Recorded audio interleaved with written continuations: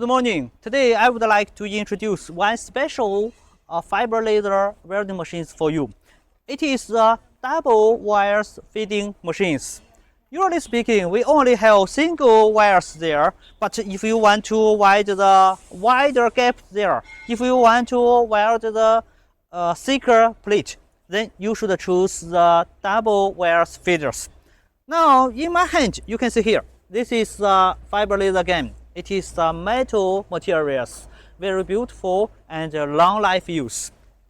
Here is the 2 kilowatts laser source and with the controller. Because this is the 3-in-1 functions, so it can weld, it can cut, and it can clean. This is the laser weld feeders.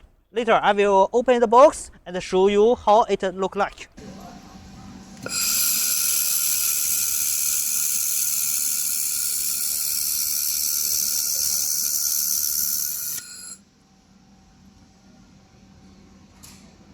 Now let's open the box. Let me show you what is the double feeders look like. You can see here, two feeders, right?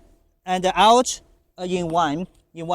If we come to the guns, we will see very clear. You can see here. There are two wires, right? If you want to weld the wide gap, if you want to weld the thick plate, then double field will be your best choice.